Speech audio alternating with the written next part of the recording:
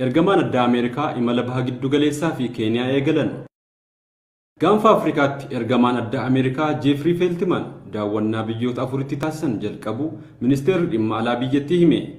Feeltimaan wixata darbirraa eegalee hanga sanbataatti imala taasisaniin Qaataar, Saawudii, Yuunaayitid Arab Imireetii fi Keeniyaa daawwatu. Waajjirichi ibsa baaseen Feeltimaan imala isaanii kanaan dhimma hidha laga Abbayyaa fi nageenya gaanfa Afrikaa irratti ni mari'atu jedheera. Kana malees Feeltimaan aangawoota olaanoo biyyootaa wajjin wal arganii gaanfi Afrikaa kan tasgabbaa'ee fi kan badhaadhe akka ta'u haala itti deeggaruun danda'amu irratti ni mari'atu jedhameera. Dabaluunis waldhabdee hidha haaromsaa wajjin wal qabate jiru hiikuuf waliigaltee qaamolee hundaan fudhatama qabu akka raawwatu ni mari'atu jedha ibsichi. Torban darbe keessa haalli Itoophiyaa keessa jiru akka isaan yaaddesse ibsa baasaniin kan himan Pireezidaanti Baayiden ergamaan addaa kun gara naannichaatti deebi'anii akka imalan himanii turan. Ta'us garuu imala isaanii kanaan xiyyeeffannoon isaanii biyyoota baha giddu galeessaa fi Keeniyaa akka ta'an ibsa ministeerri haajaa alaa baase ni addeessa.